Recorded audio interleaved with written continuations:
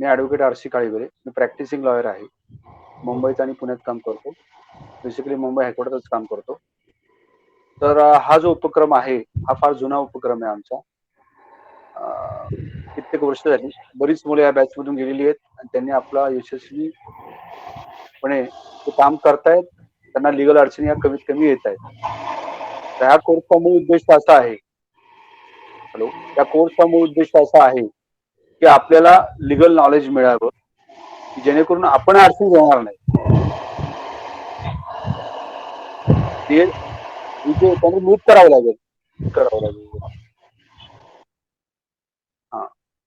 तर अशा बऱ्याच बॅचेस झालेल्या आहेत. या कित्येक वर्षापासून होत आहेत. हे नवीन काही नाही आहे. फक्त आम्ही हा ऑनलाईन कोर्स घ्यायला लागलेला आहे. कोरोनामध्ये पण बॅचेस बऱ्याच झालेल्या आहेत. तरी आम्ही फिजिकली हा कोर्स बऱ्याच वर्ष घेतोय. आणि प्रणव तुपे हे सर्व बघतात. आता बेसिकली मी फक्त या कोर्सचा लीगल पार्ट बघतो ॲज अ ॲडव्होकेट म्हणून. तर बेसिकली आपण यामध्ये असं समजून घ्यायचंय, की लीगल ॲस्पेक्टनी प्रॉपर्टी म्हणजे काय? What is meaning of property? आणि त्याला ज्या काही डेफिनेशन्स आहेत त्या आपल्याला माहीत असाव्या लागतात. ते आपण नुसते ऐकत असतो. पण त्याचं लीगल इंटरप्रिटेशन आपल्याला माहिती नसतं. सर्वसामान्य माणसाच्या जर ह्याच्यातून विचार केला त्याचा अँगलमधून, त्या डेफिनेशन आपल्याला माहिती नसतात. त्याच्यामुळे बऱ्याच अडचणी येतात. इव्हन जे या फील्डमध्ये काम करतात त्यांनाही माहिती नसतात. म्हणून या कोर्सला जास्त महत्व आहे प्रॅक्टिकली. तर आपण त्याची सुरुवात करूया. So what is property? आता जर मी प्रॉपर्टी असं जर विचार केला, मालमत्ता, तर मालमत्ता ही 3 प्रकारची असते. एक असते मूवेबल, एक्झाम्पल आहे मोबाईल त्याचा. दुसरी आहे इमूव्हेबल. इमूव्हेबल म्हणजे न हलवता येणारी. त्याचे एक्झाम्पल्स आहेत घर, जमीन. घर म्हणजे ज्या जमिनीवर मी घर बांधलं ते घर. ते घर म्हणजे कुठलंही घर असू द्या त्या अर्थातच. आणि दुसरी गोष्ट आहे इंटलेक्च्युअल प्रॉपर्टी. इंटलेक्च्युअल प्रॉपर्टी म्हणजे बौद्धिक. त्याचं एक्झाम्पल आहे ट्रेडमार्क्स. जसं चितळे बंधू, मिठाईवाल्यांचा एक ट्रेडमार्क असतो बघा. आर लिहिलेला असतो त्याच्यावर. तो त्यांचा ट्रेडमार्क झाला. तर दॅट इज इंटलेक्च्युअल प्रॉपर्टी. बौद्धिक आहे. त्याला आपल्याला हात लावता येत नाही. असं टच केल्याने ती आपल्याला दिसणार नाही. असं टच करता येत नाही त्या प्रॉपर्टीला. पण ती बौद्धिक आहे, न दिसणारी मालमत्ता आहे. परंतु त्याचा पण मी संरक्षण करू शकतो का? तर त्याचं उत्तर हो म्हणून आहे. त्याचप्रमाणे सिनेमात लिहिणारी गाणी, हे जे कोणी लिहितं ते सगळे त्याला कॉपीराईट घेतात. जास्त कॉपीराईट आहे. गाण्यांचा सुद्धा कॉपीराईट आहे बघा. तुम्ही बरीचशी गाणी ऐकत असाल, त्याच्या केसेस पण बऱ्याच चालू आहेत आता सध्या. तर तो झाला, ती झाली IPR, इंटलेक्च्युअल प्रॉपर्टी राईट्स. आता आपण जो कोर्स करतोय तो कुठला आहे? तो कशाला निघत आहे? मूव्हेबल, इमूव्हेबल आणि इंटलेक्च्युअल प्रॉपर्टी राईट्स. या प्रत्येकाला गव्हर्न करणारा एक म्हणजे त्याच्यावर नियंत्रण ठेवणारा एक कायदा आहे. जर मी आता मूव्हेबल प्रॉपर्टी धरली, मोबाईल फोनचा डिस्प्यूट जर माझा झाला, तर मग तो कुठल्या कायद्यात बसवणार? त्यासाठी कुठला कायदा त्याच्यावर नियंत्रण करतो? त्याला सेल्स ऑफ गुड्स ऍक्ट आहे. तर त्या कायद्याचा तो कायदा त्यांना गव्हर्न करतो. आता जर मी प्रॉपर्टी राईट्स, कॉपीराईट ते जिओलॉजिकल इंटिग्रेशन हे आहे. त्याच्याकरता मग तो IPR आहे. इंटेलेक्च्युअल प्रॉपर्टी राईट्स आहे, पेटंट आहे वगैरे वगैरे. थर्ड वन, आता आपण ज्याच्याकरता आलेलो आहोत ती प्रॉपर्टी आहे इमूव्हेबल प्रॉपर्टी. मग त्याच्याकरता प्रॉपर्टी कुठला आहे? ऍक्ट कुठला आहे? तर ट्रान्सफर ऑफ प्रॉपर्टी ऍक्ट. आता मी शिकवत असतानाच तुम्हाला एक विनंती सर्वांना, की तुम्ही तुमच्या स्वतःच्या नोट्स लिहा. ताबडतोब तुम्ही लिहायला चालू करा. ट्रान्सफर ऑफ प्रॉपर्टी ऍक्ट हा तुम्ही तुमच्या नोट्स लिहा त्या. कारण जसं मी सांगत जाईल तशा तुम्हाला त्या नोट्स तुम्ही तुमच्या लिहित जा. कारण एकदा आपला हा सेशन संपल्यानंतर त्याच्यानंतर एकदम तुम्हाला काही माहिती जर पाहिजे असेल तर तुम्ही अशी माहिती घेऊ शकत नाही ना इमिजिएट. तुम्हाला रिकलेक्ट करण्याकरता तुमच्यासमोर तो ऍक्ट मिनिमम पाहिजे. ती डेफिनेशन मिनिमम पाहिजे. थोडक्यात त्याचा लिडिंग वर्ड हा आपल्याला माहिती पाहिजे, असं मला तुम्हाला सांगणे. तर तुम्ही ताबडतोब ते शब्द लिहित चला. त्याचा तुम्हाला भविष्यात 100% फायदा येईल. थोडक्यात नोट्स तुम्हाला स्वतःच्या प्रिपेअर इमिजिएट कराव्या लागतील, जे जे तुम्हाला महत्वाचं वाटतं ते. तर ट्रान्सफर ऑफ प्रॉपर्टी ऍक्ट हा त्याच्यावर लॉ हा गव्हर्न करतो. तर हे जे मला सेशन्स आहेत त्याच्यामध्ये मी तुम्हाला महाराष्ट्राचे काही आणि सेंट्रलचे काही, state laws and central acts असे 2 टाईपचे ऍक्ट्स असतात. आपण महाराष्ट्रात आहोत तर महाराष्ट्राचे काही ऍक्ट्स आहेत. जसा महाराष्ट्र लँड रेव्हेन्यू कोड हा एक ऍक्ट आहे. तर हा ऍक्ट आपण नंतर त्यातल्या महत्वाच्या काही तरतुदी तो कशासाठी आहे आणि नंतर जेवढे म्हणून एक सेशन त्याच्याकरता आपण ठेवलेला आहे की ज्याच्यामध्ये आपण ऍक्टचा अभ्यास करणे की ऍक्ट हा कशासाठी act, transfer of property act कशा करता, महाराष्ट्र रेंट कंट्रोल ऍक्ट कशा करता, त्याच्यामध्ये साधारण इम्पॉर्टंट प्रोव्हिजन्स कुठले आहेत, जसं रेरा आहे, रेरामध्ये काय प्रोव्हिजन्स आहेत हे आपण पाहणार आहोत. पण त्याच्याकरता आपण सेपरेट एक वेळ दिलेला आहे, त्याच्यामध्ये आपण महत्वाचं बघणार आहोत. तर ट्रान्सफर ऑफ प्रॉपर्टी ऍक्ट हा आपण नंतर डिटेलमध्ये पाहणार आहोत, पण तो सर्वात महत्वाचा आहे. आता आज जो सेशन मी आता घेतोय त्याच्यामध्ये एक फार इम्पॉर्टंट पार्ट जो मी तुम्हाला शिकवणार आहे, बेसिक काही डेफिनेशन्स आहेत. डेफिनेशन्स आपल्याला ह्या माहिती करून घ्यायच्या की ज्या अतिशय महत्वाच्या आहेत. म्हणजे मिनिमम ह्या बेसिक डेफिनेशन कळाल्या व्यवस्थितपणे. बघा मी काय म्हणतो तुम्हाला, या बेसिक डेफिनेशन जर तुम्हाला व्यवस्थित समजल्या तर पूर्ण कायदा समजून घेण्याची पण आवश्यकता. कारण ज्या वेळेस आम्ही कोर्टामध्ये वरच्या लेवलला आर्ग्युमेंट करतो त्यावेळेस आम्ही शेवटी बेसिक डेफिनेशनवर जातो. म्हणून या बेसिक डेफिनेशन त्या आपल्याला माहिती असायला पाहिजे आणि त्या तुम्ही कृपया करून समजून घ्या. जर तुम्हाला समजल्या नाही तर तुम्ही मला विचारा, मी तुम्हाला पुन्हा समजून सांगेल. पण बेसिक डेफिनेशन समजून झाल्या की बरंचसं काही तुम्हाला समजण्यासारखं कायद्याचं अशी बऱ्याच दिवसाचं जे आम्ही प्रॅक्टिस करत आलो आहोत किंवा मी बॅचेस घेतोय त्याच्यामध्ये हे लक्षात आलेलं आहे माझ्या. तर जसं मी तुम्हाला आता सांगितलं प्रॉपर्टी ह्या 3 प्रकारच्या, मुवेबल, इमुवेबल, इंटेलेक्च्युअल. आता आपल्याला मुवेबल इमुवेबल प्रॉपर्टी करता आपण हा कोर्स आहे आपला, आता आपण इमुवेबल प्रॉपर्टी बद्दल बोललो. आता सर्वात एक महत्वाचा कन्सेप्ट आहे. हा, आता मी तुम्हाला कन्सेप्ट शिकवत जातोय त्याचे सुद्धा तुम्ही नंबर लिहित चला, कारण माझ्या कमीत कमी 20 ते 25 हे इम्पॉर्टंट कन्सेप्ट आहेत. 20 to 25 अराउंड हे तुम्हाला समजून घ्यायचे. तेव्हा 1, 2, 3, 4, 5 असं तुम्ही तुमच्याकडे लिहून घ्या. प्रॉपर्टी पहिला मी तुम्हाला समजून सांगितलं. आता सेकंड आहे राईट, RIGHT राईट, मराठीमध्ये हक्क. आता बघा सगळं भांडण हक्काकरता असतं. 2 व्यक्ती या हक्काकरता भांडत असतात. ए आणि बी चा जर मी विचार केला, सी ही समजा एखादी वस्तू आहे, तर ए आणि बी या सी करता भांडत असतात. ए सांगतो की माझा हक्क आहे, माझाही हक्क आहे. म्हणजे ए आणि बी हे एखाद्या जागेवर हक्क सांगत असतात, म्हणून तो डिस्प्यूट झालेला असतो. आणि हक्क कुणाचा आहे हा आपल्याला एस्टॅब्लिश करायचा असतो. शब्दात जर सांगायचं, जर ऍज अ बिल्डर म्हणून तुम्ही कुठली प्रॉपर्टी विकत घ्यायला गेला, एखाद्या प्रॉपर्टीचा डील करायला गेला, तर पहिला प्रश्न असा आहे, जर एखादी व्यक्ती तुमच्याकडे फाईल घेऊन आली प्रॉपर्टीची, समजा CTS नंबर 596 सदाशिव पेठ अशी एक फाईल तुमच्याकडे आली प्रॉपर्टीची आणि ती तुम्हाला प्रॉपर्टी विकत घ्यायची असेल, तर प्रथम काय बघावं लागेल की समोरचा जी प्रॉपर्टी आपल्याला विकू इच्छितोय त्याला ती प्रॉपर्टी विकण्याचा अधिकार आहे का. बेसिक क्वेश्चन, एकदम बेसिक क्वेश्चन. राईट, त्याला म्हणायचं राईट. 99% कोर्टामध्ये केसेस या राईट वरनच चालू आहेत. हा एक्स या पर्सनला कुठलाही अधिकार नसताना आपली प्रॉपर्टी विकत असतो आणि एक्स पर्सन ती प्रॉपर्टी विकत पण घेत असतो आणि त्याच्यामध्ये कोर्टामध्ये डिस्प्यूट होतात, भांडणं होतात, पोलीस चौकी होती, मारामारी होती. तर मला तुम्हाला प्रथम असं सांगायचं, सर्वात महत्वाचं, समोरच्याला प्रॉपर्टी विकण्याचा अधिकार आहे का. दिस इज द बेसिक क्वेश्चन. आणि समोरच्याला जर प्रॉपर्टी विकण्याचा अधिकार नसेल तर तुम्ही ती प्रॉपर्टी विकत घेऊ शकता का. Answer is no. मी तुम्हाला आता असं म्हणतो की मला शनिवारवाडा विकायचा आहे, वेळा शनिवारवाडा माझ्याकडे पण विकत घेईल ना, पण शनिवारवाडा विकण्याचा मला अधिकार आहे का हो? नाही, शनिवारवाडा मला विकण्याचाच अधिकार नाही, तरी पण मी विकायला निघालो. तसंच काही लोक प्रॉपर्टी विकण्याचा त्यांना कुठलाही अधिकार नसतो, तरी पण ते आपली प्रॉपर्टी कुणाची तरी फाईल घेतात आणि विकायला निघतात आणि ती विकत बसतात. तुम्ही बघितलं पाहिजे. एक लक्षात घ्या, रिअल इस्टेटमध्ये जेवढे डिस्प्यूट, मॅक्झिमम डिस्प्यूट तेवढं मॅक्झिमम प्रॉफिट. जेवढे डिस्प्यूट कमी तेवढे पैसे कमी.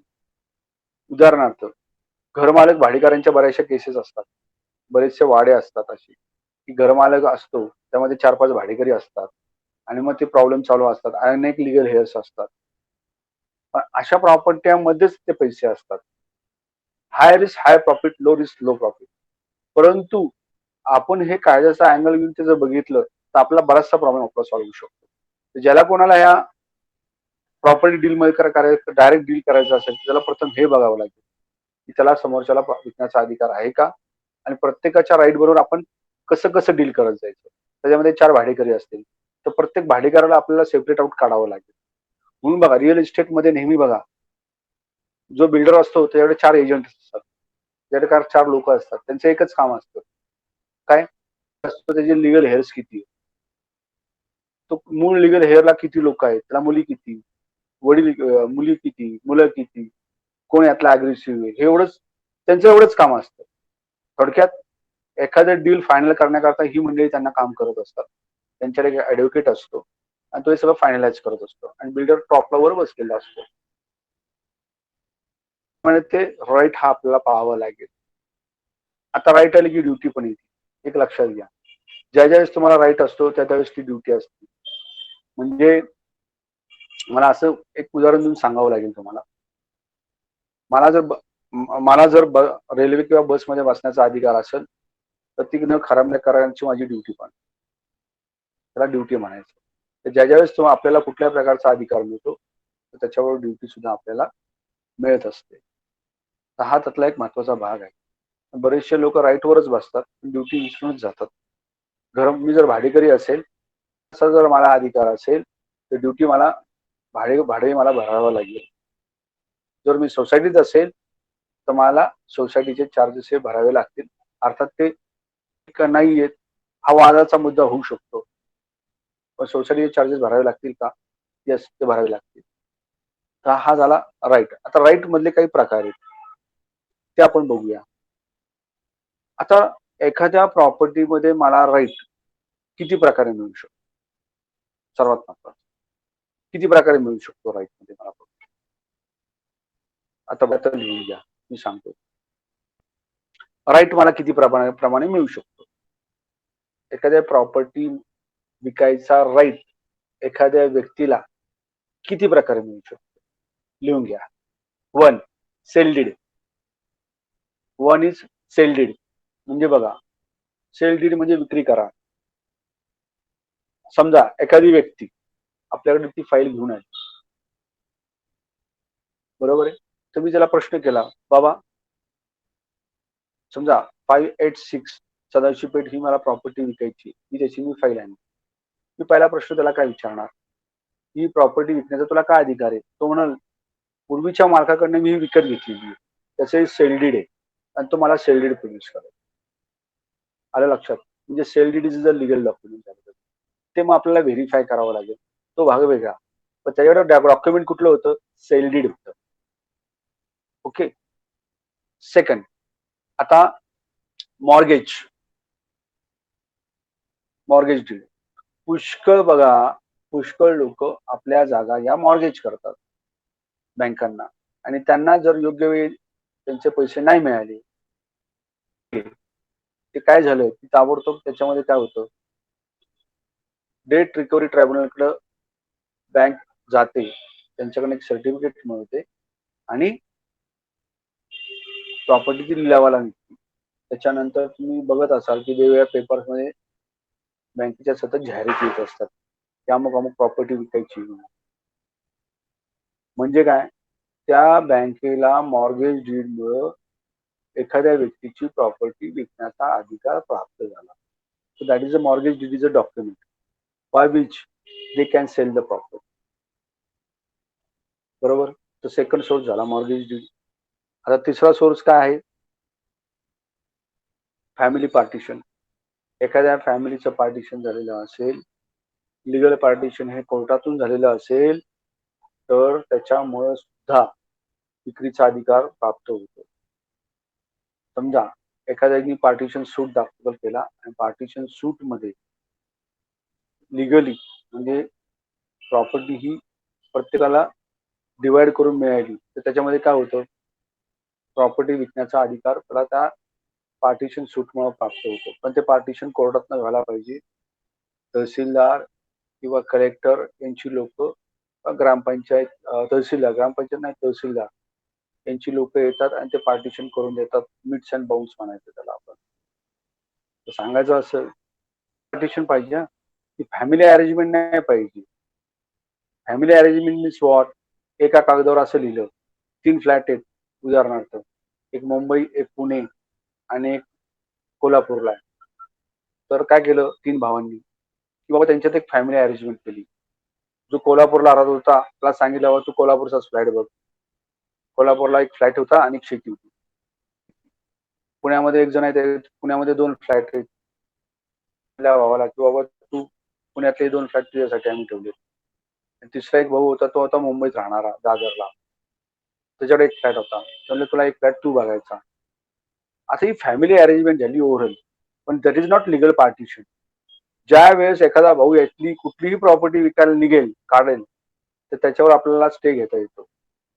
पण फॅमिली पार्टिशन हे ओरल पार्टिशन हे प्रत्येकाच्या सोयीकरता केलेलं जातं, विकण्याकरता नाही. जर यात पार्टिशन करून घ्यायचं असेल तर ह्याला लिगल पार्टिशन करून घ्यावं लागेल. या पार्टिशन मध्ये मीट्स अँड बाउंड्सने त्याचे शेअर पक्के केले जातील आणि मग तो विक्रीचा अधिकार प्राप्त होईल त्याला. अदरवाईज त्याला विक्रीचा अधिकार प्राप्त होणार नाही. आलं? तर फॅमिली अरेंजमेंट इज डिफरंट आणि प्रॉपर्टी पार्टिशन मधनं आलेली वेगळी. तर ही आपली एक हा जो फॅक्टर मी तुम्हाला सांगतो, याच्यावर बऱ्याचशा केसेस चालू आहेत आता. बऱ्याचशा कोर्टात केसेस चालू आहेत. त्या मॅटर आहेत, त्याच्यातले सुद्धा 3-4 मॅटर याच मुद्द्यावर चालू आहे, की फॅमिली अरेंजमेंट मध्ये एक भाऊ प्रॉपर्टी विकू शकतो का? कोर्टाने त्याचं स्टे ऑर्डर, नो त्याचं उत्तर आहे. बरेचसे सुप्रीम कोर्टचे केस लॉ आहेत त्याच्यामुळे. पार्टिशन. ओके. आता दुसरी गोष्ट आहे टेनंट. आता बघा टेनंट कसा, मी आता तुम्हाला कुळ कायद्यातला एक टेनंट सांगतो. कुळ कायद्यातला एक टेनंट असतो. म्हणजे कुळ कायद्यामध्ये कुळ असतं. कुळ, ते कुळ जमीन विकू शकतं का? हो, ते विकू शकतं. त्याला अधिकार कसा प्राप्त झाला? कुळ होता म्हणून त्याला अधिकार प्राप्त झाला. परंतु तो कुळाची ओरिजिनल जमीन होती का? नाही, ती जमीन तिसऱ्याची होती.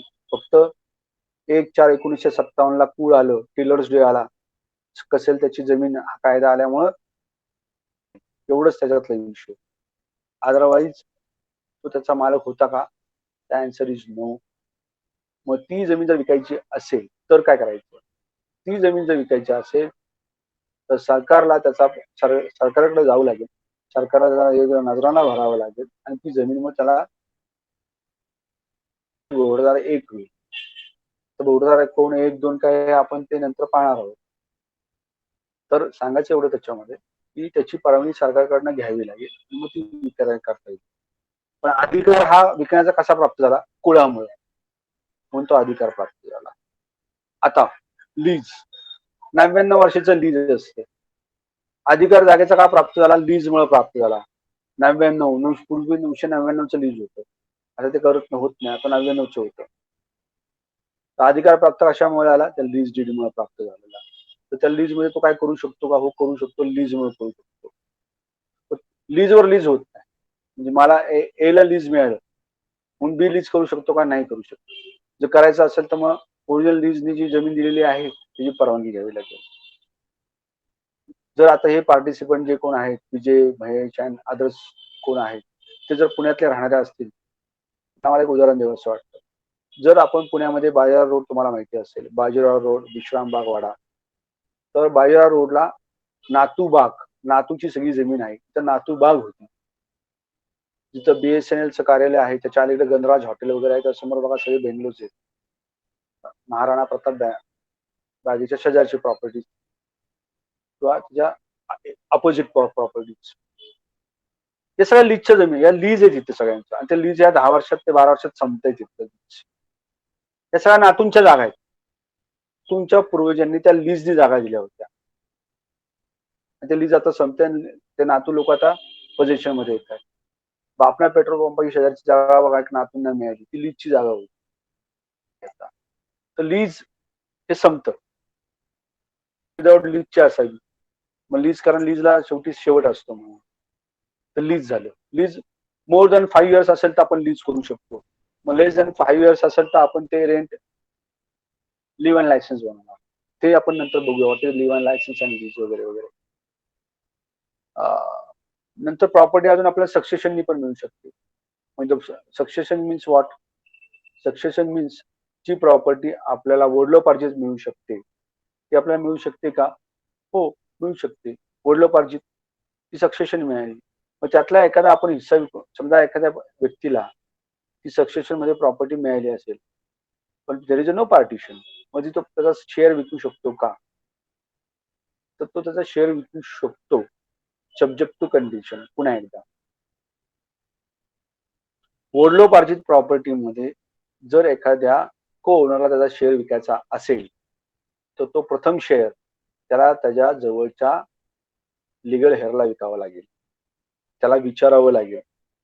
समजा ABC हे तिघं भाऊ असतील आणि Cला तर एखादी त्याचा शेअर विकायचा असेल, तर त्याला प्रथम Aला संधी द्यावी लागेल. Aनी संधी घेतली नाही तर त्याला Bला संधी द्यावी लागेल, आणि A आणि Bनी दोघांनी संधी घेतली नाही तर C ही आउटसाइडरला संधी लागेल. हा कन्सेप्ट मी तुम्हाला आता सांगतोय, हा रिअल इस्टेट मध्ये खूप महत्वाचा आहे. बघा पुन्हा एकदा मी सांगतो, A, B आणि C हे तिघं भाऊ असतील. Cला त्याचा शेअर विकायचा असेल तर त्याला A ला प्रथम संधी द्यावी लागेल, B ला नंतर संधी द्यावी लागेल, कारण A ला संधी नकोय, ती B ला पाहिजे, म्हणून B ला दिली गेली. आणि A आणि B हे दोघेही म्हणले आम्हाला भाई तुझी प्रॉपर्टी नको, तर त्याला आउटसाइडरला विकता येऊ शकते. या कन्सेप्टला काय म्हणायचं? Right of preemption. तुम्ही लिहून घ्या तुमच्याकडे. त्याला म्हणायचं राईट ऑफ प्रियम्पशन, म्हणजे प्रॉपर्टी घेण्याचा प्रथम अधिकार कुणाला? त्यातल्या लिगल हेअरला प्रथम. Right of preemption. Preemption, PREMPTION.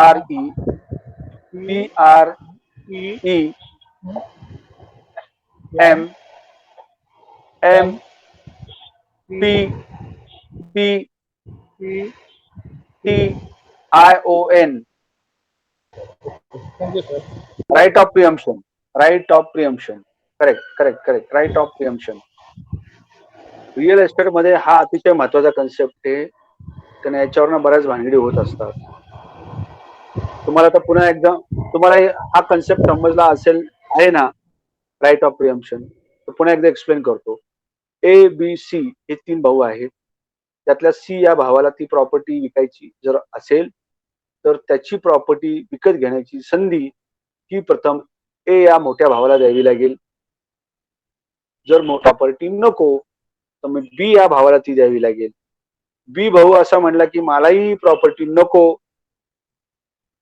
Outsider म्हणजे A B सोडून जो त्या सक्सेशन मध्ये नाही, तो आउटसाइडर जो कोणी असेल त्याला ती संधी मिळेल. आलं लक्षात? पण A आणि B या दोन भावांना त्याला संधी ही द्यावीच लागेल. जर त्यांनी तशी संधी दिली नाही तर जी काही प्रॉपर्टी त्याची आहे ती डिस्प्युटेड प्रॉपर्टी होऊन त्याच्यावर कोर्टामधून स्टे घेता येईल. का?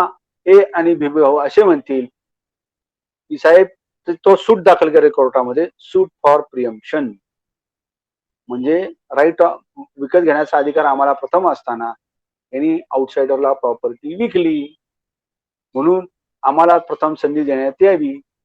मग त्याला प्रथम संधी मिळेल आणि मग त्यांनी नाही विकत घेतली तर मग आउटसाइडरला मिळेल. तर रिअल इस्टेटमध्ये आपण जेव्हा एखादी प्रॉपर्टी डील करतो त्यावेळेस आपण सेल डीड बनवताना त्या प्रॉपर्टीमध्ये जेवढे लिगल हेअर्स असतील त्या प्रॉपर्टीचे, त्यांची सगळ्यांच्या सह्या आवश्यक आहेत. म्हणजे एकाची सही घेतली इलिगल हेरची बाकीच्या सोडून चालत नाही. उदाहरणार्थ वडील प्रॉपर्टी विकत असतील, बरोबर आहे, तर त्याच्यामुळे त्यांचा जो मुलगा असतो त्यालाही तो प्रॉपर्टी विकत घेण्याचा अधिकार आहे ना. मग त्या मुलगा समजा तयार असलो प्रॉपर्टी विकायला, तसा म्हणत नाही ना, तो ओरली म्हणतो हो मला विकायची प्रॉपर्टी. परंतु ज्यावेळेस आपण सेल बनवू त्यावेळेस त्याला एक नॉर्मल पार्टी बनवून त्या मुलाची पण आपल्याला सही सेल मध्ये, नाहीतर तो नंतर उपस्थित होतो. आज नाही पण नंतर उपस्थित होऊन त्या प्रॉपर्टीवर म्हणजे त्या आपल्या प्रोजेक्टवर स्टे घेत असतो. एक लक्षात घ्या, रिअल इस्टेटमध्ये आपलं महत्वाचं काम काय की मिनिमम डिस्प्यूट झाला पाहिजे, आपलं प्रोजेक्ट पूर्ण झालं पाहिजे. आपलं प्रोजेक्ट जर पूर्ण वेळ झालं नाही तर ताबडतोब आपल्या प्रोजेक्टची कॉस्ट वाढते. म्हणजे एखादं आता तर काय रेरा पण आलेला आहे, रेरांनी सांगितलेले आहे की तुम्ही इतक्या दिवसामध्ये प्रोजेक्ट पूर्ण करायचे बेसिकली. तर मला सांगायचं यात महत्वाचं असेल तर प्रॅक्टिकल पॉईंट ऑफ व्ह्यू जर मी विचार केला तर मला माझी जे काही प्रोजेक्ट आहे ते मला ठराविक दिवसात कंप्लीट करावं लागेल. कारण आपण स्वतःचे पैसे, बुकिंगचे पैसे, व्याजाने आणलेले पैसे याचं सगळं त्याच्यावर बोजा पडलेला असतो. मग हा बोजा वाढला की मग आपली कॉस्ट वाढते, कॉस्ट वाढली की मग परवडत नाही ताबडतोब. तर मिनिमम आपलं लिटिगेशन कसं होईल, म्हणजे प्रॉपर्टी लिटिगेशन मध्ये येऊनच द्यायची नाही. मॅक्झिमम एक वकील पण अपॉइंट करावा लागतो आपल्याला याच्यामध्ये, की तुम्हाला एक लिगल कन्सल्टंट ठेवावंच लागतं, जेणेकरून कुठलंही डील करताना आपल्याला त्याचा उपयोग होऊ शकतो. त्यामुळं लवकरात लवकर आपण जर डील ही पूर्ण केली तर आपल्याला लवकरात लवकर पैसे पण मिळू शकतात, आपण पण फ्री होऊन नवीन प्रोजेक्ट राबवला जाता येईल. तर सर्वांना तुम्हाला सांगायचं की ही जी काही गोष्ट मी आता तुम्हाला बोललेलो आहे ही तुम्हाला बघावी लागेल, व्यवस्थित समजून घ्यावी लागेल, होईल याकडे लक्ष घ्यावं लागेल. ज्याचं लिटिगेशन होईल त्याला लगेच सेटल करून टाकायचा. बाबा ठीक आहे, तुझं काय म्हणणं आहे, तुझं काय म्हणणं आहे. आपला जर तो लाईन मध्ये बसत असेल, आपल्याला काय आपल्या व्यवहारात व्यवस्थित बसत असेल, पैसे द्यायचे आणि रिकामं करून टाकायचं. आता बऱ्याचशा उदाहरण सांगतो, तर बऱ्याचशा केसेस मध्ये आम्ही काय करतो, समजा तिथं भाडेकरी असतील, भाडेकऱ्यावर भाडेकरी जे असतात ते म्हणतात की नाही नाही नाही आम्हाला पैसे पाहिजे. मग आम्ही काय करतो, कोर्टात घेऊन जातो, त्याला कोर्टासमोर कबूल करतो, त्याचे सगळे लिगल हे बोलवतो कोर्टामध्ये आणि त्याला डायरेक्ट डीडीज देऊन टाकतो, डिमांड ड्राफ्ट. साहेब हा भाडेकरी आहे, त्याचे 3 लिगल एजेंट आहेत, त्या सगळ्यांना आम्ही आणलेलं आहे, आम्ही मॅटर सेटल करायला तयार आहोत. काय ह्यांना या जागा सोडण्यासाठी यांना आम्ही एवढे एवढे पैसे देत आहोत. आणि कोर्ट सुद्धा आता कोर्ट म्हणतात समजत होतोय का, हो साहेब होतोय आमच्यामध्ये. त्यांना समोर कोर्टामध्ये आणतो मी, कोर्टासमोर डिमांड ड्राफ्ट देऊन टाकतो. कोण बाबा मूळ मालक, समजा मूळ भाडेकरी कोण आहे बाबा, सोमाजी गोमाजी कापसे. हे सोमाजी गोमाजी कापसेच्या नावाने 15 लाखाचा डीडी. मग त्यांच्यात आणि प्लस त्याचे जे लिगल हेअर्स असतील, मुलगा मुलगी कोण जे कोणी आहेत ते किंवा बायको जिवंत असेल तर त्यांना घ्यायचं, समोर बसवायचं, त्यांच्याही कोर्टामध्ये सह्या घ्यायच्या, संपलं. हा 15 लाखाचा डीडी. म्हणजे काय होतं, ते आपलं कन्स्ट्रक्शन चालू असताना त्यांना स्टे मिळेल. आलं का लक्षात? आपल्या कन्स्ट्रक्शन मध्ये स्टे येत नाही. असं प्रत्येकाला काही ना काही ट्रिक काढून आपलं टायटल क्लिअर करायचंय. आता टायटल सुद्धा आपण शब्द बघणार आहोत. What is the meaning of title, search title, ते बघायचं आहे तो एक कन्सेप्ट. थोडक्यात टायटल एक क्लिअर करून घ्यायचं आपण आपल्या प्रॉपर्टीचं. म्हणजे आपण ज्यांना प्रॉपर्टी विकतो, जे कोणी आपल्याकडनं बायर्स असतात, फ्लॅट्स घेणारे, त्यांना पण कर्ज मिळतं, त्यांना कर्ज मिळत नाही. महत्वाची गोष्ट आहे. तर आता आपण बघितलं की ऍक्विजिशन ऑफ राईट, अधिकार मिळण्याचे मार्ग किती. तुम्हाला मी एवढे मार्ग सांगितले. त्याच्यापेक्षा पण अधिकाने आता अजून गिफ्टने आपल्याला एक प्रॉपर्टी मिळते, बक्षीस पत्राने प्रॉपर्टी मिळू शकते. आता बघा, बक्षीस कुणी कोणालाही देऊ शकतं, पण ती प्रॉपर्टी स्वकष्टार्जित पाहिजे. म्हणजे माझी वडिलोपार्जित प्रॉपर्टी, एक ए ही माझी वडिलोपार्जित प्रॉपर्टी आहे आणि बी ही माझी स्वकष्टार्जित प्रॉपर्टी. तर माझी जी बी ही स्वकष्टार्जित प्रॉपर्टी आहे ती मी कशासाठी पण देऊ शकतो. मी शाळेकरता पण देऊ शकतो की बाबा इथे शाळा चालू करा, एखादं सामाजिक कार्य चालू करा, याच्याकरता पण मी देऊ शकतो, कारण ती माझी स्वकष्टार्जित आहे. आता दुसरी माझी विल मध्ये, आता दुसरी गोष्ट, माझी विल मध्ये एखादी प्रॉपर्टी मला मिळाली विल, तर ती प्रॉपर्टी कशी बिल मधनं आलेली आहे, त्याच्यामध्ये लिगल हेस असतील तर पुन्हा तोच राईट ऑफ प्रिएम्पशन आला. पण बिल मध्ये माझी जी मला ऍब्सोल्यूट प्रॉपर्टी मिळेल त्याचं काय बोलतो, मग त्याचं काय, पुन्हा त्याच्यामध्ये तोच प्रिएम्पशनचा इश्यू तयार झाला. सांगायचं महत्वाचं असतं, स्वकष्टार्जित प्रॉपर्टी त्याची तुम्ही कशीही विल्हेवाट लावू शकता. ती प्रॉपर्टी आपल्याला एन्सेस्ट्रल प्रॉपर्टी मिळाली, म्हणजे वडिलोपार्जित प्रॉपर्टी मिळालेली आहे, त्याची विल्हेवाट तुम्ही तशी लावू शकत नाही. त्याला राईट ऑफ प्रिएम्पशनचा क्लॉज लगेचच त्याला चिकटूनच येतो. सांगायचं असं की गिफ्ट एक प्रॉपर्टी मला मिळते, मग आता गिफ्ट डीड मध्ये चॅलेंज केलं जातं की गिफ्ट योग्य आहे का वगैरे वगैरे, तर बऱ्याचशा गोष्टी त्या गिफ्ट मध्ये पण बक्षीस पत्रातल्या पण बघितल्या जाऊ शकतात. म्हणजे गिफ्टने एक सोर्स सांगितला तुम्हाला गिफ्ट डीडने. आता मी तुम्हाला जे सोर्सेस का सांगितले, ह्याचा काय संबंध आहे. ज्या वेळेस एखादी प्रॉपर्टी मला विकत घ्यायची असेल तर त्याला मला वकिलाकडे एक सर्च रिपोर्ट करावून घ्यावा लागतो प्रॉपर्टीचा. म्हणजे सोर्स ऑफ द प्रॉपर्टी काय. तर मी जे तुम्हाला आता सांगितले, sale, family arrangement, mortgage deed, partition, tenancy, lease, succession, हा त्याचा सोर्स झाला. प्रॉपर्टी या सोर्सनी मला आली, हे त्या तुमच्या सर्च रिपोर्ट मध्ये येणार आणि मग पुढचं चालू होणार. आता हा सर्च पण आपण नंतर बघणार आहोत डिटेलमध्ये, म्हणून हे मी तुम्हाला सांगितलंय. आलं लक्षात तुमच्या. आता मी तुम्हाला दोन महत्वाचे आधी कन्सेप्ट सांगितले, प्रॉपर्टी अँड राईट, जो अतिशय महत्वाचा आहे. ह्याच्यामध्ये कोणाला आता शंका आहे का? 2 मिनिटं आपण याच्यावर बोलूया, फक्त 2 ते 3 मिनिटं. कोण चौघं आहे, 5 जण, त्यांना याच्यामध्ये काही शंका आहे का? आता मी काय बोललो त्याच्यामध्ये असेल तर मला लगेच विचारा, मी तुम्हाला लगेच सांगून टाक. हॅलो हॅलो, कोणाला शंका आहे का याच्यामध्ये? हॅलो मिस्टर विजय, नो. दुसरं कोण? आपले पार्टिसिपंट मला कोणाला विचारायचंय का? नाही विचारायचं, काही नाही ना, ठीक आहे. मग कंटिन्यू होतो मी पुढचा. आता पुढचा कन्सेप्ट, थर्ड कन्सेप्ट, पोझिशन. महत्वाचा कन्सेप्ट आहे पोझिशन सुद्धा. पोझिशन हा अतिशय महत्वाचा कन्सेप्ट आहे. ज्यावेळेस एखादी प्रॉपर्टी आपण घेतो, पोझिशन इज व्हेरी इम्पॉर्टंट. आता मला तुम्हाला एक उदाहरण द्यायचं.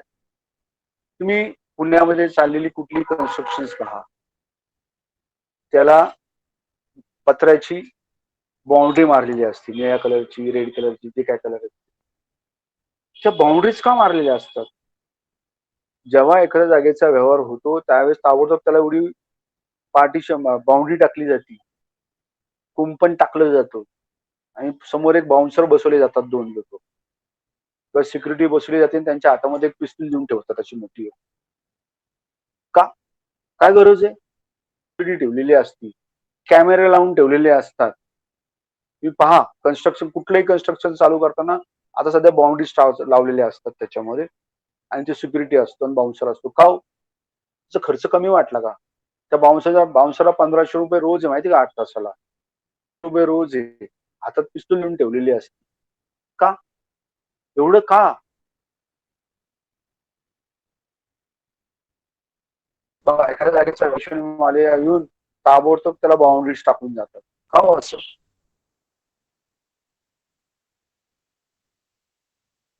एवढं का महत्व झाला? पोझिशनला अन्यसाधारण महत्व आहे. लॉ मध्ये पोझिशनला असं म्हणतात, position is 9 points out of 10 points of law. ऐकायला येत नाही तर तुझं नेटवर्क गेले 10 सेकंदातलं काय ऐकून आलं? हॅलो, फोन आला होता मला बाहेरून. हॅलो, हा सर, येतं ऐकायला. त्या पोझिशनला अन्यसाधारण महत्व एवढं का? तुम्हाला मी आता सांगितले की सिक्युरिटी हे. Position is 9 points out of 10 points of law.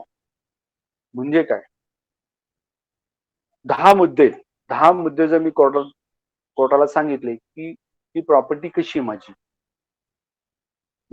पण त्यातला एकच मुद्दा की साहेब पोझिशन आहे ना माझ्या हातामध्ये, तर ते 10 पॉइंट्स पेक्षा आपला हा जो मुद्दा आहे नुसता पोझिशनचा, तो 10 मुद्दे इतका जोरदार आहे. Position is 9 points out of 10 points of 10 मार्कांपैकी 9 mark फक्त पोझिशनला दिले गेले. 10 मार्कांपैकी 9 मार्क कशाला आहेत? पोझिशनला आहेत. म्हणजे एखाद्या जागेचं पोझिशन आपल्याकडे असणं दृष्टीने तुम्हीच त्याचे मालक आहात असं गृहीत धरलं जातं. अजून एक उदाहरण सांगतो तुम्हाला. SRA स्कीम चालू आहे बघा सगळ्या. झोपडपट्टी बरोबर आहे. स्लम रिहॅबिलिटेशन अथॉरिटी SRA झोपडपट्टी पुनर्वसन. काय आहे झोपडपट्टी पुनर्वसन? एवढे का लोक उड्या मारतात? झोपडपट्टी पुनर्वसनच्या जागा ह्या झोपडपट्टी रहिवाशांच्या नाहीत. ते त्यांचे ओरिजिनल मालक नाहीत. तुम्ही पुण्यामध्ये अप्सरा टॉकीजच्या समोर, अप्सरा टॉकीज म्हणजे मार्केट यार्डचा रोड, जिथं आता ओव्हरब्रिजचं काम चालू आहे, तिथं डायस प्लॉट म्हणून मोठी जागा आहे. ती कोणाची जागा आहे? झोपडपट्टीवाल्यांची जागा आहे? नाही. पारशी माणूस जे लोक होते डायस, त्याची जागा आहे. आणि त्या जागेमध्ये हे जिथं लोक घुसले ते सतत 12 वर्ष राहिले. किती? 12 वर्ष हे सतत राहिल्यामुळं त्यांचं ते ऍडव्हर्स पोझिशन झालं. म्हणजे काय ऍडव्हर्स पोझिशन म्हणजे काय? एखादी व्यक्ती एखाद्या जागेमध्ये परवानगी नसताना सतत 12 वर्ष राहिली तर ती जागा त्याची होती. त्याला म्हणायचं ऍडव्हर्स पोझिशन. म्हणजे काय? ज्याची मूळ जागा होती त्यांनी कुठले ऑब्जेक्शन घेतलं का? नाही घेतलं. म्हणजे त्याला मूकसंमती ही होती. म्हणून झालं ते ऍडव्हर्स पोझिशन. हे झोपडपट्टीमधली लोक कंटिन्युअस 12 वर्ष राहिली म्हणून त्यांना अधिकार प्राप्त झाला. आलं लक्षात? म्हणून सरकारने एक योजना आली, SRA आणली. मूळ मालकाला सांगितलं बाबा तू इकडे ये, करायची. त्या मूळ जर अग्रीमेंट तुम्ही पाहिलं तर मूळ अग्रीमेंट मध्ये आता तुम्ही जर काढलं त्यांचं अग्रीमेंट तर झोपडपट्टीतला एक मूळ मालक प्लस झोपडपट्टी वाले लोक आणि गव्हर्नमेंट अथॉरिटी हे एकत्र आले आणि ती योजना आहे. मग त्याचे बेनिफिट्स हे मूळ मालकाला वेगळे दिले गेले, कन्स्ट्रक्शन करणाऱ्या बिल्डरला वेगळे दिले गेले आणि सरकारला वेगळे काय बेनिफिट्स. म्हणून हे झोपू तुम्हाला विचारायला लागलं. पण त्याचा मूळ मालक कोण? मूळ मालक हे वेगळे. त्यांना राईट कशामुळे मिळाला? Adverse position. घुसखोरी गेली आणि मूळ मालकाने ती घुसखोरी थांबवली नाही. मूळ मालकाने घुसखोरी अलाउड केली. मूळ मालकाने कधी 12 वर्ष ऑब्जेक्शन घेतलं नाही म्हणून ते लोक जागेच्या पोझिशन मध्ये आले कायदेशीररित्या. अतिशय महत्वाचा कन्सेप्ट. त्यामुळे कुठलीही जागा घेतलेली असली तर त्याच्यामध्ये असं कोण घुसखोर जाऊन बसलं आहे का हे आपल्याला पाहावं लागेल. नाहीतर मग त्याचे लिटिगेशन चालू होतात. पण पिरियड किती मी तुम्हाला सांगितला? 12 वर्ष. सतत 12 वर्ष कोणी राहिला की त्याला असा राईट प्राप्त होतो. आता वेगळं सांगतो. काही लोक जागेमध्ये घुसून बसले, बाबा घुसला. आता उदाहरणार्थ मी काय कारणामुळं न्यूयॉर्कला राहायला गेलो 2 वर्षाकरता आणि माझी जागा समजा बावधनला आहे. बावधन औंध तो भाग तुम्हाला माहिती असेल. औंधला आहे आणि मी 2 वर्षाकरता तिकडे गेलो राहायला काही कामामुळे. तर इथं काय केलं, एखादा माणूस त्यामध्ये जागेमध्ये माझ्या घुसला. तिथं मध्ये वॉशिंग सेंटर पहिले टाकतात, वॉशिंग ग्रीसिंग टाकतात. तिची किंमत फार कमी असते. बघतात कोणी ऑब्जेक्शन घेते का. वर्ष झालं कोणीच आलं नाही. 2 वर्ष झाल्यावर मी अचानक आलो आणि बघितलं, अरे इथं तर ढाबा आहे. तिथं वॉशिंग सेंटर टाकलं. मग तिथं मी जाणार. तिथं मी गेलो. मी म्हणलं बाबा तू कोणाच्या परवानगीने आलाय? तू जरा माझ्याबरोबर दादागिरी करतो, लोक फडाफडीची भाषा करणार. तर मला काय सांगायचंय, मी 2 वर्षात चालू येतो, बरोबर आहे ना? 12 वर्ष नव्हती झाली मला. 2 वर्ष माझ्याकडे जागा, माझं कंपाऊंड होतच त्या जागेवर. मग अशा वेळेस काय करायचं, पोलिसांमध्ये तक्रार करायची आणि केस चालू होती. सेक्शन 145 CRPC मध्ये ही तक्रार चालू होती. सेक्शन लिहून घ्या, सेक्शन 145 ऑफ CRPC. आणि ही तक्रार आपण पोलिसांकडे करायची. जागेचा आता प्रॉपर्टी सेल हा आता त्यांनी चालू केलेला आहे सरकार, महाराष्ट्र सरकारने. तिथं आपल्याला त्याची तक्रार करावी लागेल आणि त्याच्यामध्ये ते मग जो घुसखोरी ज्यांनी केली असेल त्याला बाहेर काढता येतं. ही क्रिमिनल रेमेडी आहे पोलिसांकडे. सिव्हिल रेमेडी सुद्धा आहे, पण पहिली सिव्हिल जर मी रेमेडी वापरली तर ती जरा जास्त फास्ट होते. क्रिमिनल रेमेडी फास्ट होती सिव्हिल पेक्षा. आता अजून एक तुम्हाला त्यात सांगायचं, आत्ता जस्ट 1 महिन्यापूर्वी एक केस लॉ सुप्रीम कोर्ट आलेला आहे. सुप्रीम कोर्ट असं म्हणतं, सुप्रीम कोर्ट म्हणतं इव्हन ट्रेसपासर, ह्याला क्रिमिनल ट्रेसपास म्हणायचा इंग्लिशमध्ये. Even criminal trespasser can apply for the injunction, असं पण आलेलं आहे नवीन. डिले झाला तर क्रिमिनल ट्रेसपासर सुद्धा ओरिजिनल मालकाच्या विरुद्ध मग हे करू शकतो, इंजंक्शन घेऊ शकतो. महत्वाचा केस लॉ आलेला आहे, महिन्यापूर्वीच आलेला आहे, परंतु तो टिकणार नाही. स्वतःच्या मालकीच्या जागेमध्ये दुसरं कसं विकू शकेल, तर ते आपल्याला एस्टॅब्लिश करावं लागेल. आलं लक्षात? तर हे महत्वाची गोष्ट आहे त्याच्यामध्ये. बरं, 1 मिनिट. प्रणव सर कंटिन्यू करायचं अजून 15 मिनिटं. 8:48 झालेत. ओके तर ओके ओके कंटिन्यू. तर हा एक केस लॉ आलेला आहे नवीन की trespasser can apply for the injunction और you can take the injunction against the original landlord. परंतु तो तसा टिकणार नाही, कारण असं होऊ शकत नाही. राईट, एक इंग्लिशमध्ये म्हण आहे, क्राईम नेव्हर डाईज, गुन्हा कधी मरत नाही. त्याचप्रमाणे राईट नेव्हर डाईज, जर एखादा माझा अधिकार असेल तर तो कधीही मरणार नाही. त्याचे अनेक सोल्युशन्स आहेत, कायद्याच्या भाषेत त्याला अनेक सोल्युशन्स आहेत, पण त्याची डेथ केव्हा होणार नाही. लक्षात आलं का तुम्हाला? फक्त तो मला एस्टॅब्लिश करता आला पाहिजे. जर तो मी एस्टॅब्लिश केला की माझा अधिकार आहे तर कधी तो संपणार नाही. तर आपण आपल्या अधिकाराबाबतीत किती जागरूक आहोत. रिअल एस्टेट मध्ये महत्वाचं काय माहिती का, 10,000 स्क्वेअर फीटची मी जर क्लिअर टायटलची जागा मी दिली तर त्याच्यावर कन्स्ट्रक्शन करणं ही टेक्निकल बाब आहे. लक्षात घ्या, त्याच्यावर मी आर्किटेक्ट अपॉइंट करणं टेक्निकल बाब आहे.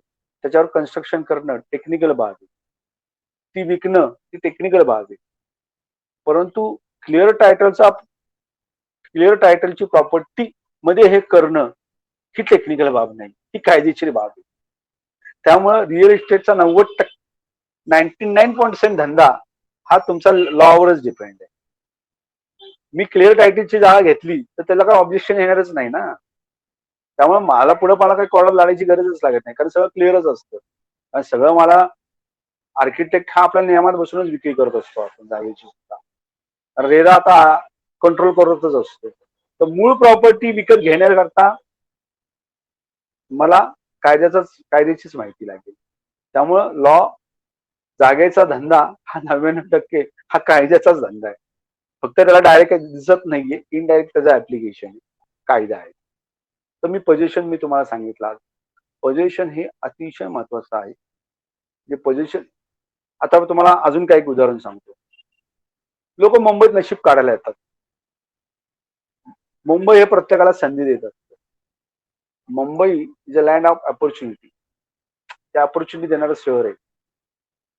म्हणून मुंबई बाहेरची लोक आलेली आहेत, वेगवेगळ्या प्रांतामधून लोक आले आहेत, वेगवेगळ्या राज्यामधून लोक आलेली आहेत.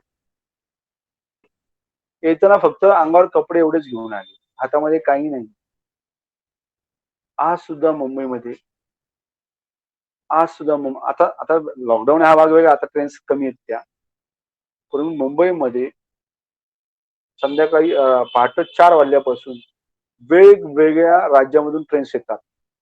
उत्तर प्रदेश, बिहार, तामिळनाडू, राजस्थान मधून येतात. ह्या सगळ्या ट्रेनमध्ये लोक येतात, ती मुंबईमध्ये येतात. CST किंवा सीएसटी किंवा बांद्राला वगैरे ती ट्रेन्स खाली होतात. मग लोक जातात कुठं? प्रश्न आहे ना. कोण घेतो? ही मुंबई का असं काही मोठं हे नाहीये बघा, त्याला समुद्र आहे ताबडतोब, या बाउंड्रीज आहेत. मग लोक जातात कुठं? की कुठं मर्ज होतात? ह्याला कोण खातं? जमिनीत जातात, पाण्यात जातात, जातात कुठे ही लोक एवढी? ही कुठेही जात नाहीत, तिथंच असतात. सगळी ही लोक झोपडपट्ट्यामधून जातात. सरकारी जागेवर झोपडपट्टी वसवली जाते. काय म्हणतो तुम्ही? सरकारी जागेमध्ये राहतात, प्रायव्हेट जागेमध्ये राहतात. त्यामुळे लोक आता बोरिवलीपर्यंत गेली, विरारपर्यंत गेली, इकडं कल्याण पर्यंत आलेली आहे. मुंबईमध्ये जेवढ्या म्हणून सरकारी जागा आहेत त्या ठिकाणी लोक राहतात. मला सांगितलं पोझिशन, हा कन्सेप्ट सांगितला.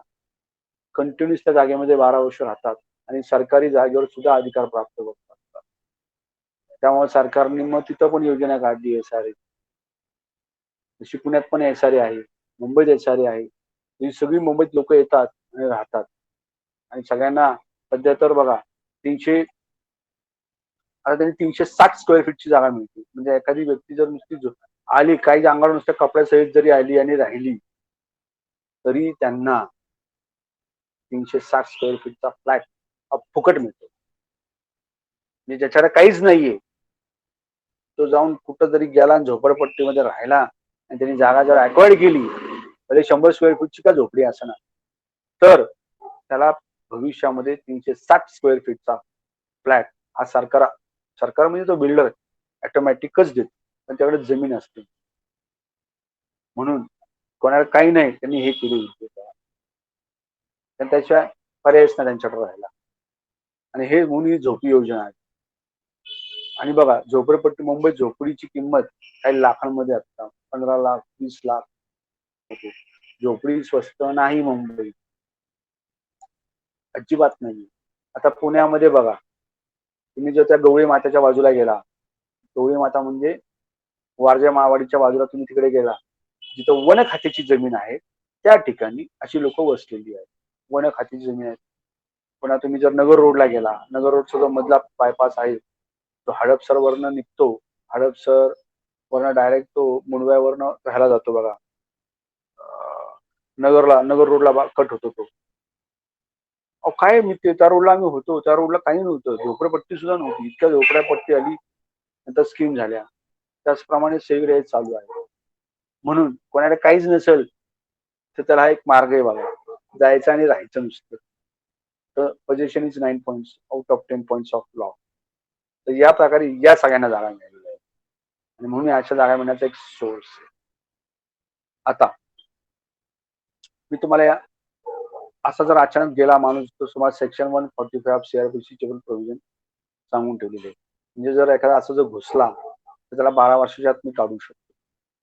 त्याला ही योजना म्हणजे ही स्कीम वापरावी लागेल सेक्शन 145 कडे आणि तो तसं तो निघू शकतो. आता तिसरा कन्सेप्ट ओनरशिप. ओनरशिप आपण म्हणतो मी ओनर आहे, हा चौथा कन्सेप्ट आहे. मी ओनर आहे, अरे मी ओनर आहे म्हणजे काय? कायदा नेहमी डिफाईन केला जातो. कायदा नेहमी डिफाईन केला जातो. तो ओनर आहे म्हणजे काय, ओनरशिप म्हणजे काय, ओनरशिप म्हणजे काय. आता बघा त्याचे 4 प्रकार आहेत, ते तुम्ही लिहून घ्या. Absolute owner, absolute owner. Second आहे जॉईंट ओनरशिप, म्हणजे 2 लोकांची ownership, more than 2 persons. Third concept आहे हिंदू को-पार्सनरी, म्हणजे काय, वन ऑफ द को-ओनर. समजा 4 लोक असतील त्याच्यामध्ये, 4 लोक सक्सेशन आले असतील, को-ओनर होतो, त्याला को-ओनर म्हणायचं. आणि नेक्स्ट आहे, फोर्थ आहे बेनामी ओनरशिप. बेनामी म्हणजे प्रॉपर्टी आता तर बघा 2016ला ज्यावेळेस नोटाबंदी आली तेव्हा अमेंडेड बेनामी ओनरशिप ऍक्ट सुद्धा हे झाला, अमेंड झाला. पूर्वी एक बेनामी ट्रान्झॅक्शन ओनरशिप ऍक्ट होता 1988 चा, तो रद्द झाला. परंतु काय केलं सरकारने, ज्या वेळेस ही नोटाबंदी आली त्यावेळेस लगेच सरकारने हा कायदा अमेंडेड ऍक्ट होता. ते तुम्हाला ते सांगतो. तो बेनामी ओनरशिप की ज्याचा मालक हा बेनामी आहे, माहितीच नाही कोणी. म्हणजे उदाहरणार्थ प्रॉपर्टी मीच विकत घेणार. भगतसिंगच्या नावाने मी प्रॉपर्टी विकत घेतली. भगतसिंग कोण आहे तुम्ही बघितला का? कुणीही बघितला नाही.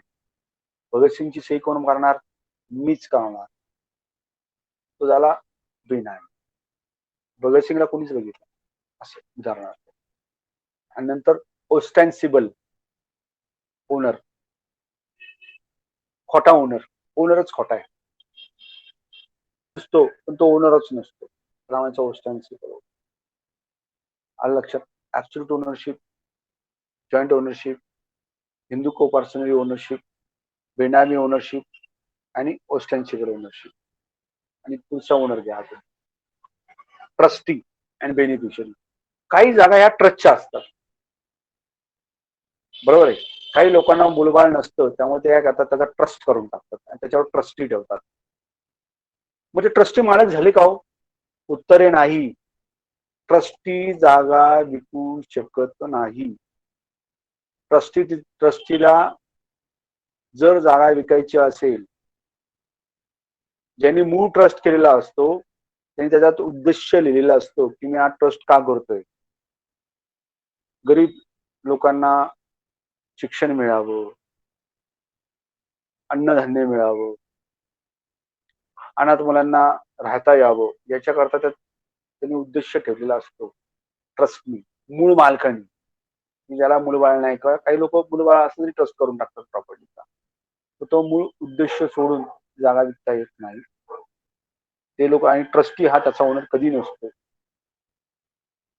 आलं का लक्षात?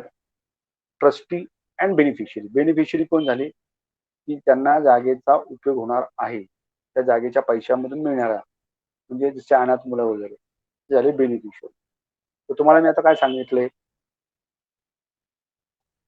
Absolute owner, joint owner, Hindu coparcenary, benami owner, ostensible owner, trustee आणि बेनिफिशियरी. आता हे जे ओनरशिपचे जे काही प्रकार आहेत ते आपण आता उद्या पाहूया. कारण हे समजायला अजून 15-20 मिनिटं लागतील. याच्यामध्ये बरीच माहिती आहे. 9 वाजलेले. काय मी लॉला पण, लॉ कॉलेजला पण शिकवतो आणि काही दुसरे माझ्या शिकवण्याचे आमचे काही सेशन्स असतात. तिथे कमीत कमी मी माझा शिकवण्याचा स्टॅमिना 8 तासाचा आहे. 8 आवर्स कंटिन्यूस तुम्हाला मी 8 तास शिकवतो. परंतु प्रॉब्लेम काय, ते सगळे लॉ फील्डमधली लोक असतात. त्यांना बसून घ्यायचं आणि ऐकण्याची सवय झालेली आहे. तुम्ही लॉ फील्डमध्ये तसे विद्यार्थी नाही आहात. त्यामुळे हा लॉचा डोस आहे. खूप वेळाला तर अपचन होईल. म्हणून जेवढं आहे तेवढं आपण आज पचन करूया, डायजेस्ट करून घेऊया, समजून घेऊया. तर आता मग लॉ नको होतं. लॉ सारखी क्लिष्ट भाषा नसती. लॉची भाषा ही क्लिष्ट आहे. लॉ समजून घेणे क्लिष्ट आहे. तुम्ही आलात हेच खूप मोठं आहे. कारण लॉ खूप लोकांना समजून घेण्याची अजिबात इच्छा नसते, परंतु भांडण्याची इच्छा असते विनाकारण, म्हणून ती भांडणं होत असतात. तर तुम्ही समजून घेता हेच खूप महत्वाचं आहे, मला स्वतःला वाटतं. पैसे देऊनच समजून घेताय ना हे फार मोठे. तर माझं म्हणणं आहे की आपण आता हॅलो ओके. तर आपण पुढच्या सेशन